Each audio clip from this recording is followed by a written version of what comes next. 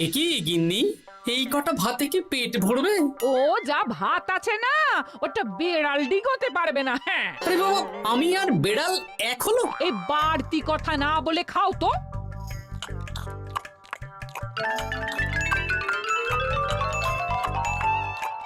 গিন্নি, পেটটা ভরেনি বুঝলে, তুমি আর এক হাঁড়ি ভাত বসাও। আমার জন্য 2 হাতা রাখা আছে, ওটাও খেয়ে নাও না, খাও। আমি আর ভাত বসাতে পারবো না, এখন উনুন ধরাও, আঁচ দাও, ভাত বসাও। আহ, আরে তোমারটা তুমি খেয়ে নাও না। তুমি তো জানো আমার এইটুকু খাবার পোষায় না। তারপর তুমি আজকে ওই ওলের ঝোলটা যা বানিয়েছিলে না, আহা। খাই খাই খাই খাই করে আমার জীবনটাও খেয়ে ফেললে গো। আরে বাবা, ভগবান এই পেট দিয়েছে কিসের জন্য? এত খাটাখাটনি সবকিছুই তো এর জন্য নাকি? হ্যাঁ,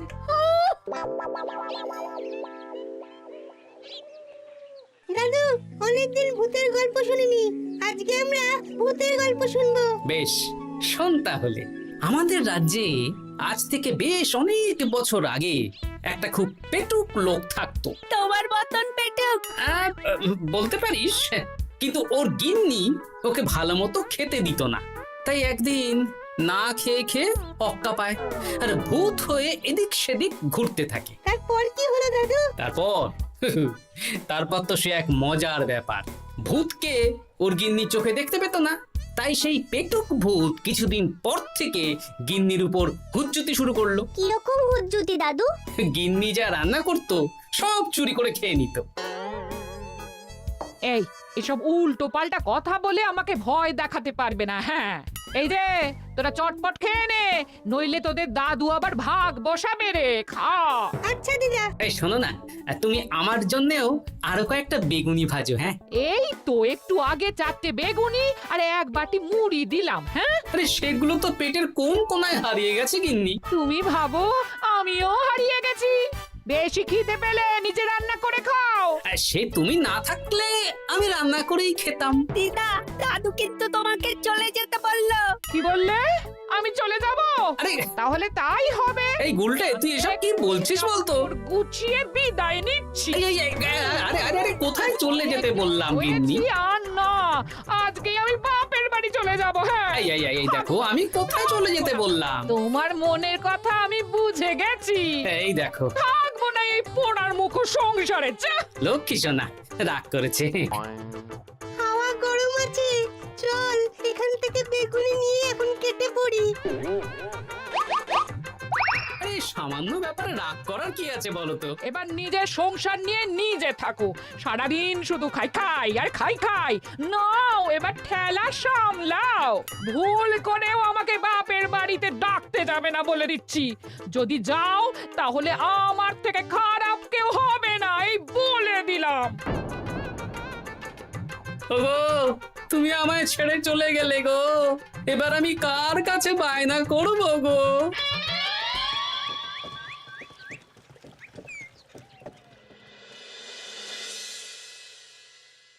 কি রে, তুই একা একা?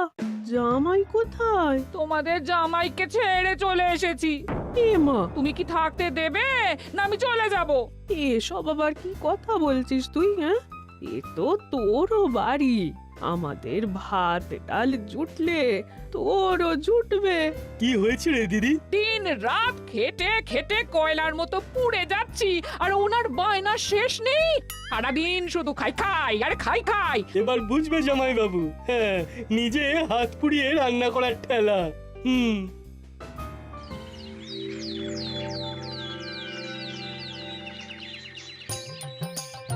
গোপাল দাদা, ও গোপাল দাদা, ও গোপাল দাদা, গোপাল দাদা, এ দরজা খোলো, মহারাজ ডাকছেন। এই রে, অনেক বেলা হয়ে গেল। আরে দরজাটা খোলো। যাচ্ছি যাচ্ছি। আরে আজকে তো গ্রামের সেচ প্রকল্প নিয়ে আলোচনা আছে, মহারাজ তাই তোমাকে ডাকছেন। মুখ হাত ধুয়ে যাচ্ছি।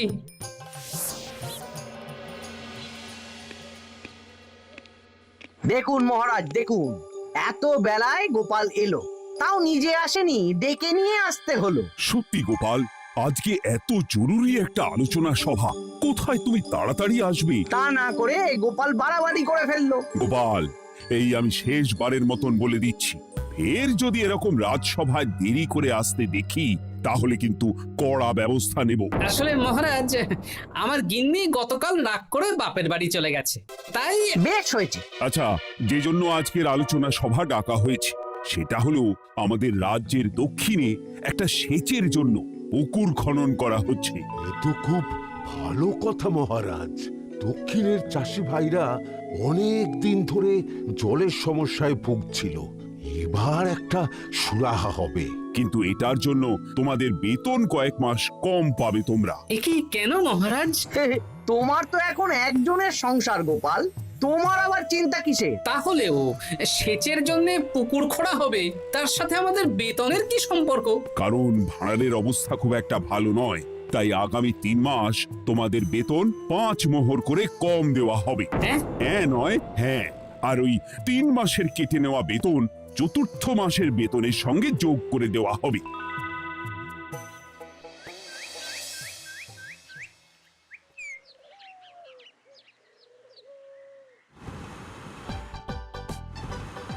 কি দাদু, এ তোমার চোখ মুখের কি অবস্থা? কালি ঝুলি মেখে ভূত। কি আর করবো বল, এসব কি আমার কাজ রে? কালকে ভূতের গল্প শোনাচ্ছিলে, আজকে নিজেই ভূত সেজে বসে আছো।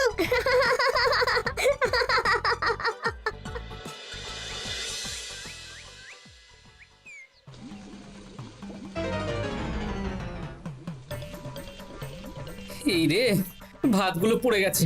দূর দূর দূর, এভাবে হয় নাকি? না, এবার থেকে ভোজনালয় থেকেই খাবার খেতে হবে। একার জন্য কে আবার রান্না করে? দূর দূর। কি গোপাল দাদা, তুমিও আমার মতন ভোজনালয়ে খাচ্ছ? আমার না হয় বাড়িতে রান্না করার কেউ নেই। আমারও নেই, যে ছিল সে ছেড়ে চলে গেছে। ভাই, আর একটু ভাত দেবে? গোপাল দাদা, ভাত আর হবে না গো, আরো কয়েকজন দৈনিক খদ্দের আসবে, তাদের জন্য রেখে দিয়েছি। তাহলে কি আর করা যাবে?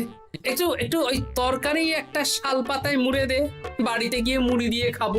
আচ্ছা, তা দিচ্ছি।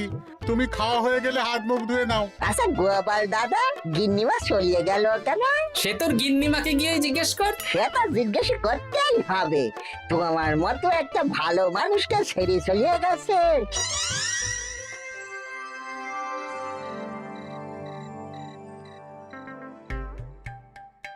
এসো এসো।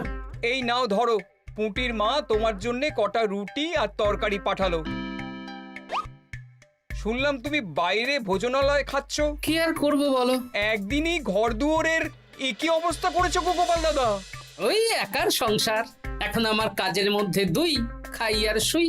তা গিন্নিমাকে খবর দাও। না না না, খবর দিলে আবার অশান্তি শুরু করবে, বরং তুমি গিয়ে বলো। বেশ, তাহলে কালকে আমি তোমার শ্বশুর বাড়ির দিকে সার কিনতে যাব, না হয় গিন্নিমাকে আমিই খবর দিয়ে দেবো।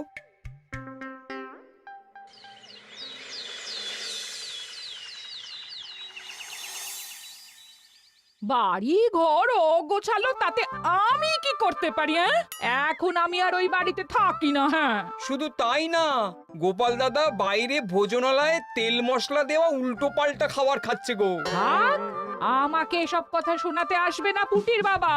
আমার খাটতে খাটতে জীবনটা কয়লা হয়ে গেছে, কয়লা। ওনার বায়নার শেষ নেই। হ্যাঁ, বুঝলে গোপাল দাদা, আমি গিন্নিমাকে অনেক করে বোঝালাম, কিন্তু কিছুতেই কোনো কথা শুনলো না। বেশ, শুনতে হবে না। এরকম বললে হয় নাকি?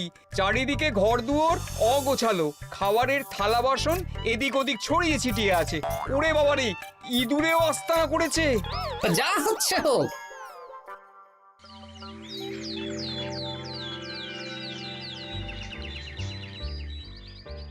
ভোলা, আটটা কচুরি দাও তো ঝটপট, খেয়ে রাজসভায় চলে যাব। এই নাও। ও গোপাল দাদা, শুনলাম নাকি গিন্নিমা বাড়ি ছেড়ে চলে গেছেন? হ্যাঁ, ঠিকই শুনেছো। তাই বাইরের খাবার খেয়ে কতদিন কাটাবে? এভাবে তো তোমার শরীর খারাপ করবে। ওই শরীরের নাম মহাশয়, যা সবে তাই সয়। রান্না বান্না করছো বাড়িতে? না, রান্না করার লোক নেই, আর আমার দ্বারা ওসব কালিঝুলি মাখাও সম্ভব না। দেখো গোপাল দাদা, এই রোজ রোজ বাইরের খাবার খাওয়া ভালো নয়। ভাবছি আরেকটা বিয়ে করব। বলো কি? গিন্নিমা জানলে তো? জানলে জানুক, ও তো এখন আর আমার কেউ নয়। গোপাল দাদা আরেকটা বিয়ে করবে? না না না না না, গিন্নিমাকে বলতেই হবে ব্যাপারটা।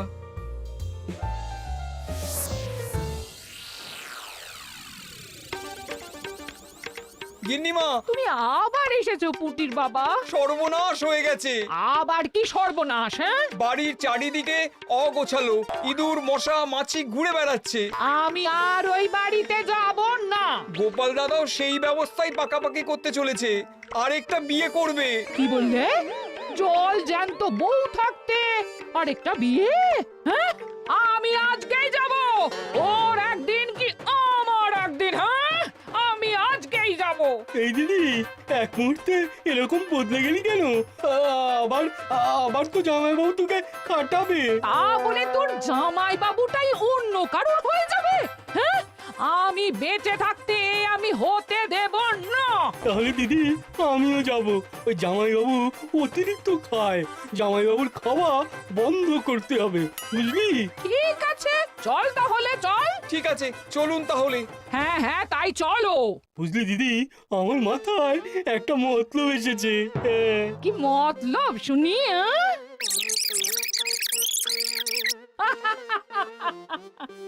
এই বেশ তো বেশ, এতে যদি তোর জামাই বাবুর অতিরিক্ত খাওয়া কমে তাহলে তো ভালোই কথা। হ্যাঁ, কিন্তু খুব সাবধান, গোপাল দাদার নজর কিন্তু বাজ পাখির নজর। তাহলে যাওয়ার পথে একটা সাজঘর হয়ে যেতে হবে। হ্যাঁ, তাড়াতাড়ি চলুন, রাতে মনে হয় ঝেঁপে বৃষ্টি হবে। কই গো, বলি কোথায় গেলে? এ কি, আমি তো বেশ ভালোই ছিলাম, তা তুমি আবার ফিরে এলে কেন? আমি বেঁচে থাকতে তুমি আবার বিয়ে করবে? ওসব চলবে না।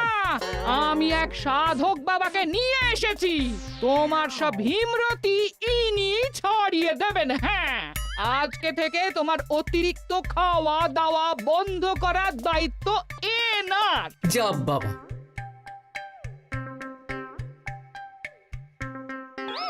কি করেছো গো? হ্যাঁ, ঘর দুয়ার তো পুরো শ্মশান হয়ে গেছে গো। এখন আবার তোমার ঘর তুমি পরিষ্কার করো। সে করছি, তুমি যাও বাজার করে নিয়ে এসো। ভোলার দোকান থেকে বেশি করে ছানা আনবে, আর রাতে ছানার বড়া করে তরকারি বানাবো। হ্যাঁ, আহা, কতদিন খাইনি, এক্ষুনি যাচ্ছি। তাড়াতাড়ি যাও, তাড়াতাড়ি যাও, মেঘ ডাকছে, রাতে বৃষ্টি হবে। আমি এই ঘর গুছিয়ে রান্না বসাচ্ছি গো। বলো কি গোপাল দাদা, গিন্নিমা ফিরে এসেছেন? হ্যাঁ, সকালে তোমার দোকানে বলেছিলাম না বিয়ে করব, সেটা নিশ্চয়ই কেউ শুনে গিন্নির কানে দিয়েছে। ব্যাস, ঘরের বউ ঘরে চলে এলো। সকালে যখন তোমাকে আমি ওই কচুরি দিচ্ছিলাম, তখন তো ওই পুটির বাবাকে দোকানের সামনে দিয়ে হেঁটে যেতে দেখেছিলাম। তাহলে পুঁটির বাবাই খবর দিয়েছে, ভালোই হয়েছে। যাই হোক, আমাকে ওই 500 গ্রাম মতো ছানা দাও তো, গিন্নি ছানার বড়া দিয়ে তরকারি করবে। ভালো তো, ভালো তো, তোমরা ওই কর্তা গিন্নি একসাথে খাবে। আবার কোন সাধককে নিয়ে এসেছে যে আবার খাবার খাওয়া নিয়ন্ত্রণ করবে? দেখো কি করে তোমাকে সামলায়। এই নাও।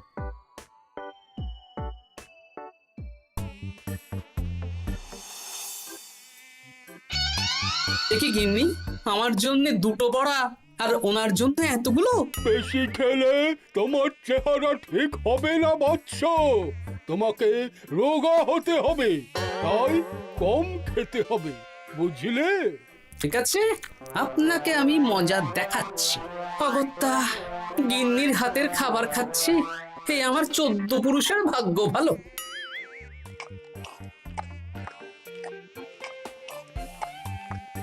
বাবা, আপনাকে আরেকটু তরকারি দিই বাবা? দে মা, দে। আমাকে দাও। একদম না, বলেছি না তোকে রোগা হতে হবে। হ্যাঁ, কি মশা রে তোদের বাড়িতে। আরে আরে নকল গুঁফ, মশা যাওয়ার আগে আপনাকে আমি তাড়াবো। এই কদিন চারদিকে সব ছড়িয়ে ছিটিয়ে নোংরা করেছে, মশা মাছি এত তাড়াতাড়ি যাবে না। হ্যাঁ, আমার খাওয়া হয়ে গেছে, আমি উঠলাম। আপনি ভালো করে খান কেমন?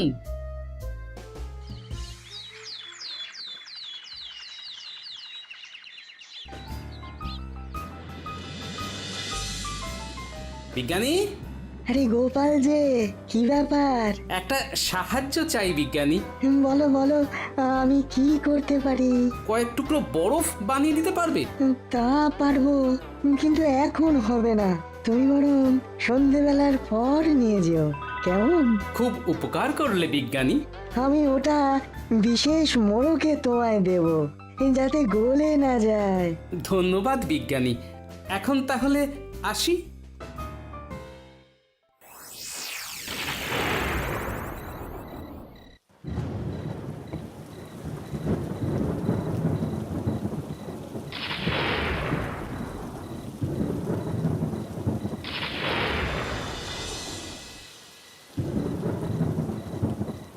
ভালো করেছিস বাবা, যা মশার উৎপাত, মশারি ছাড়া ঘুমোনো যাবে না। কথায় আছে সেবাই পরম ধর্ম, তাই একটু ধর্মকর্ম করছি আর কি। আপনি ঘুমিয়ে পড়ুন, আমরা ওই ঘরে গেলাম। হ্যাঁ, সব দরজা জানলা ভালো করে বন্ধ করে দিয়েছ তো? ঝেপে বৃষ্টি নেমেছে। হ্যাঁ হ্যাঁ, কোনো চিন্তা নেই, তুমি ঘুমো। আজকে অনেক খাটনি হয়েছে গো। হ্যাঁ, জয় ঠাকুর।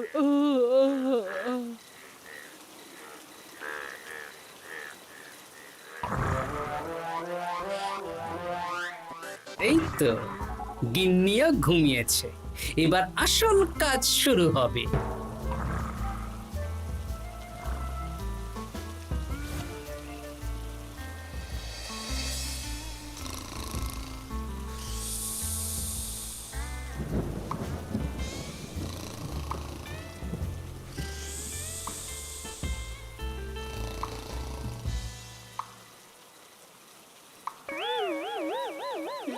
কি জল পড়ছে কেন? চাল ফুটো হয়ে গেল নাকি? এত রাতে দিদিকে ডাকা ঠিক হবে না। আরে আরে কি মুশকিল, এখনই জল পড়ছে। আরে দূর দূর।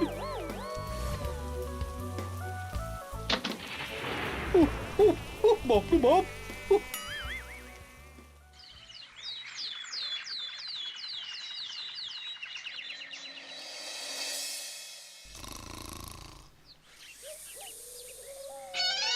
সুপ্রভাত। প্রভাত আর শু নেই। কেন? সারা রাত প্রথমে ভিজেছি, তারপরে মশার কামড় খেয়েছি। ভিজেছেন কেন? হ্যাঁচো, এ কি? হ্যাঁচো। রাতে চাল ফুটো হয়ে জল পড়ছিল। হ্যাঁচো। খুব ঠান্ডা লেগেছে। একটু একটু মধু আর তুলসী পাতা দে, একটু খাই। এই দিচ্ছি বাবা। এ হতেই পারে না, কদিন আগেই তো চাল সারিয়েছি। ঘরের মধ্যে তাহলে জল এলো কি করে? ঠিক যেভাবে আপনার নাকের নিচে নকল গোঁফ এসেছে শ্যালক বাবু, ঠিক সেইভাবেই। এই রে, হয়ে গেল। দাড়িটাও তো নকল। না মানে আমি বুঝিয়ে বলছি গোপাল, তুমি তো একটু বেশি করে খাও, তাই আমি ভেবেছিলাম ওই তোমার যাতে খাওয়াটা একটু কমে, তাহলে আমার দিদির খাটনিটা একটু কমবে। খাটনি কমাতে তো আপনি আসেননি, উল্টে আপনি নিজে ছলে বলে খাচ্ছিলেন। অতিথি হিসেবে এলে নিশ্চয়ই খাওয়াতাম, কিন্তু এটা আপনি ঠিক করেননি। ওগো, ও তো আমার ভালোর জন্যই করেছে। তুমি আমার বিবাহিত স্ত্রী, ও এখন তৃতীয় ব্যক্তি, তুমি ওর কথা কেন শুনবে? হ্যাঁ, প্রথমে বাচ্চাগুলো মস্করা করলো, সেই শুনে তুমি চলে গেলে। হ্যাঁ, ওরা তৃতীয় ব্যক্তি, ওদের কথায় কান দিলে। তারপর পুঁটির বাবার কথা শুনে বিশ্বাস করলে আমি সত্যি বিয়ে করছি। হ্যাঁ, সেই জন্যেই তো চলে এলাম। হ্যাঁ, এখানে পুঁটির বাবাও তৃতীয় ব্যক্তি, আর তারপর শ্যালক বাবুর কথায় আমাকে কম খেতে দিচ্ছ, আর উনিও তৃতীয় ব্যক্তি। ইয়ে, না মানে? হ্যাঁ মানে না মানে কিছু না। যখনই সংসারে স্বামী স্ত্রীর মাঝে তৃতীয় ব্যক্তি প্রবেশ করবে তখনই অশান্তি হবে। নিজেদের সমস্যা আমরা নিজেরাই ঠিক করে নেব। আচ্ছা গো, আচ্ছা ঠিক আছে, আর কোনো বাইরের লোকের কথা শুনবো না। এবার বলো তো, ছাদ থেকে জল পড়ার ব্যাপারটা কি? ওটা তো কাল রাতে মশারির উপরে বরফ রেখেছিলাম, আর সারা রাত ধরে বরফের জল শ্যালক বাবুর গায়ে পড়েছে। ছাদ ঠিকই আছে গিন্নি। হ্যাঁ নয় হ্যাঁ, কাল যখন খাবার খাওয়ার সময় দেখলাম আপনার গোঁফ খুলে যাচ্ছিল, আপনি ঠিক করলেন, তখনই একটা সন্দেহ হয়। ওরে ওরে গোপাল, আমি আর তোমাদের কর্তা গিন্নির মাঝে থাকবো না। আমি পালাই।